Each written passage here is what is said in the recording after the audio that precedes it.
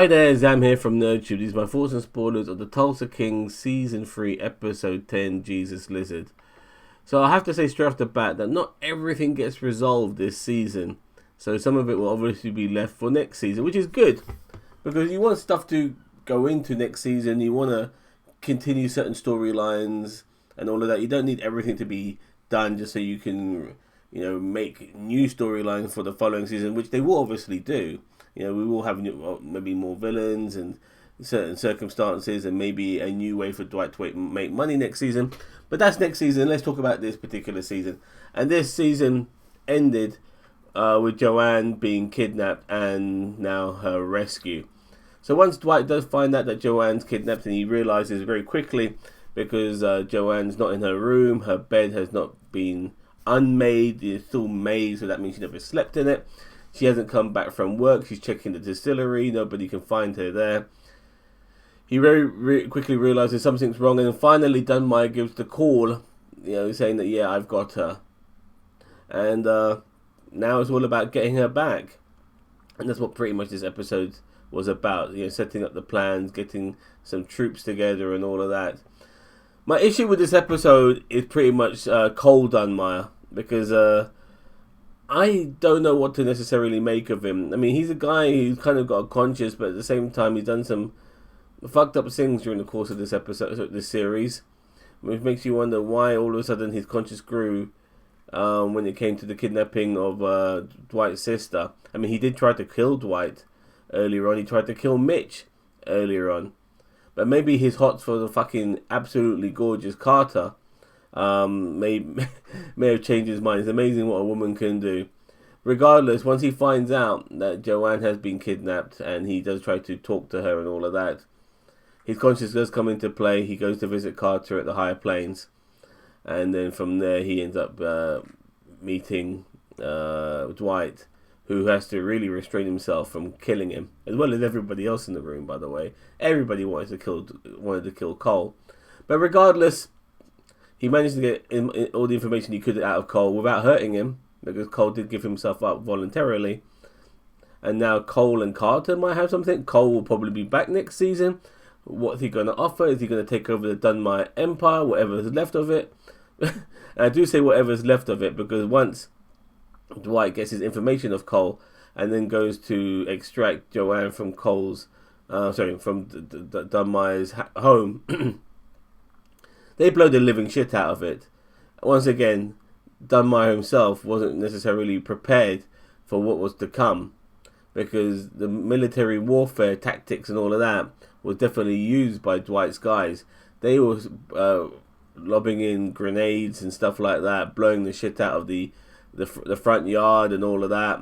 Dunmire's men didn't know what was coming, and they attacked them at a really clever time, 3 a.m, when they're likely to be more fatigued, a little bit more tired, maybe wondering, okay, the day's about to begin, I guess nobody's coming or whatever.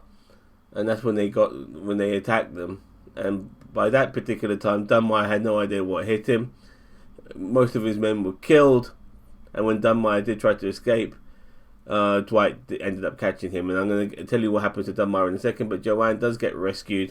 She does live, and everything is sweet regarding her. But when it comes back to Dunmire, Dwight has him hanging over a fire pit, and then says a few words about a creature called the Jesus lizard. I think it's that lizard you see on wildlife shows that is able to actually walk on water, which is why it's called the Jesus lizard. Regardless, after he finishes that monologue, he burns Dunmire alive. Like, Dwight is fucking ingenious when it comes to getting revenge on the people who have wronged him.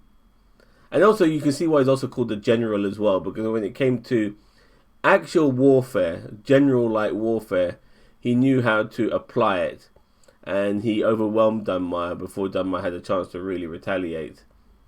So Dunmire's gone. He's dead. He was burnt alive. What a way to go. And yep, another enemy gone. Now, there are people still left, and some of that shit got resolved to a degree. Like the guy from the FBI, he got his information on the watchmaker on that USB He wants the watchmaker himself, but he's not going to get him. And Dwight basically reassured the FBI guy that yes, he's not coming back. Nobody's going to find him. And on top of that, Dwight got his deeds for a liquor license regarding this distillery, or to sell liquor as a distillery, and so everything is kosher there. Now the only thing Dwight has to really deal with is the fact that Bill Bevolacqua hasn't come back, and I'm surprised he never asked for him to come back as part of his deal with the FBI. But regardless, maybe that will be seen next season, and I'm sure Bill will have a bone to pick with Dwight because of him being captured, and he might then align himself with Quiet Ray, who let's just say has a few loud things to say about Dwight and probably wants him whacked, and I'm sure that's going to happen too. Regarding Samuel L. Jackson's character of whatever his name was, he's helped Dwight regarding the raid at Dunmire's place, and now he's gone into the wind. His deeds are done, and he's moving on. I heard he's going to be in a spin-off called the Tulsa King or something like that. We'll see how that pans out.